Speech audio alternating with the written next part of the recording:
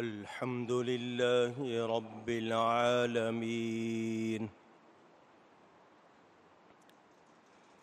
والعاقبة للمتقين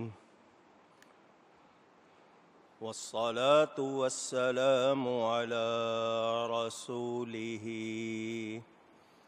سيد المرسلين رحمة للعالمين شفيع المذنبين سيد الأولين والآخرين سيدنا ومولانا محمد رسول رب العالمين وعلى آله وصحبه أجمعين. أما بعد فأعوذ بالله من الشيطان الرجيم.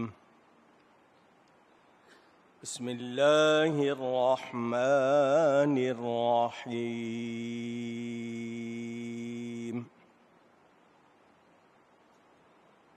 تبارك الذي نزل الفرقان على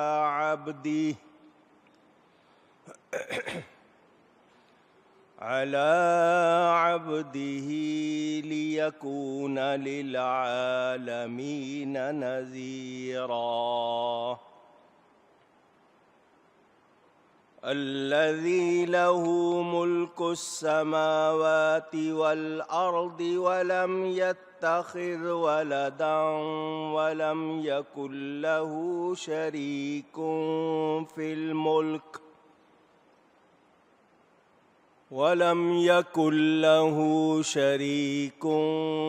الملك وخلق كل شيء فقدره تقديرا. صدق الله العلي العظيم. محبت کے ساتھ ایک مرتبہ درود شریف پڑھ لیجئے. اللهم صل على سيدنا ومولانا محمد معدن الجود والكرم وآله وصحبه وبارك وسلم. الصلاة والسلام عليك يا رسول الله. الصلاة والسلام عليك يا حبيب الله. الصلاة والسلام عليك يا رحمة للعالمين وعلى آلك وأصحابك يا شفيع المذنبين.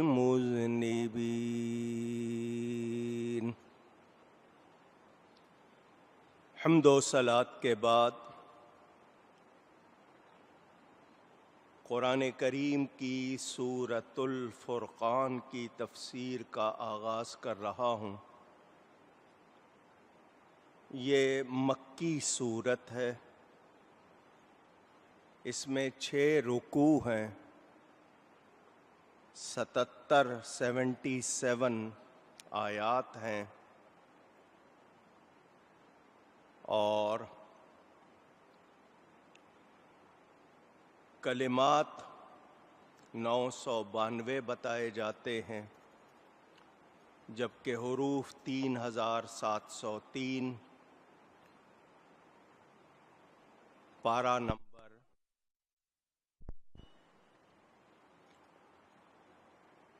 اللہ تعالیٰ ارشاد فرماتا ہے: تبارک الذی نزل الفرقان. بڑی برکت والا ہے وہ جس نے قرآن اتارا علی عبدہ لیکون للعالمین نذیرا، اپنے بندے پر جو سارے جہان کو ڈر سنانے والا ہو۔ الذی لہ ملک السماوات والارض، وہ جس کے لیے ہے آسمانوں اور زمین کی بادشاہت۔ وَلَمْ يَتَّخِذْ وَلَدًا وَلَمْ يَكُنْ لَهُ شَرِيكٌ فِي الْمُلْكِ، اور اس نے اختیار نہیں فرمایا بیٹا بچہ، اور اس کی سلطنت میں کوئی بھی اس کا ساجھی شریک نہیں۔ وَخَلَقَ كُلَّ شَيْءٍ فَقَدَّرَهُ تَقْدِيرًا، اور اس نے ہر چیز پیدا کر کے ٹھیک اندازے پر رکھی۔ ابتدائی آیات میں سب سے پہلے ذکر ہوا کہ اللہ تعالی کی ذات بڑی خیر و برکت والی ہے۔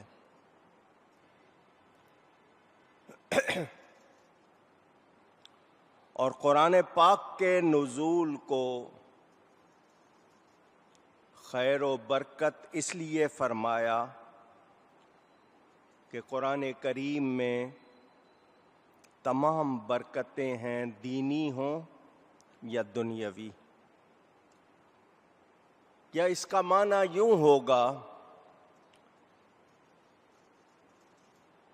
کہ اللہ تعالی کی ذات اور اس کی صفات ہر شے سے زیادہ برکت والی ہیں،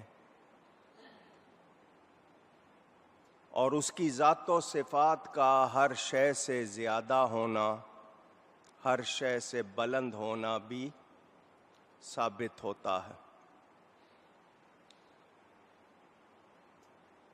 اللہ تعالی ہم سب پر مہربان ہے۔ ہمارا اس سے تعلق، رب تعالی سے تعلق ہمارے لیے تمام برکتیں حاصل کرنے کا ذریعہ ہے۔ ہمیں برکتیں ملیں گی، وہ دینی ہوں یا دنیاوی، وہ رب تعالی کے تعلق سے ملیں گی۔ فرقان کے کیا معنی ہیں؟ عبدی، ان پر متعدد مرتبہ گفتگو ہوئی ہے۔ ہم سب اللہ تعالی کے عبد ہیں، مگر نبی پاک صلی اللہ علیہ وسلم اللہ تعالی کے خاص بندے ہیں، جو اپنی عبدیت پر ایسے مشہور ہیں، عبدیت میں ایسے مشہور ہیں کہ اس لفظ سے ہر ایک کا خیال انہی کی طرف جاتا ہے۔ اور یہ آپ سن چکے ہیں کئی مرتبہ کہ عبد اور عبدہ میں بڑا فرق ہے۔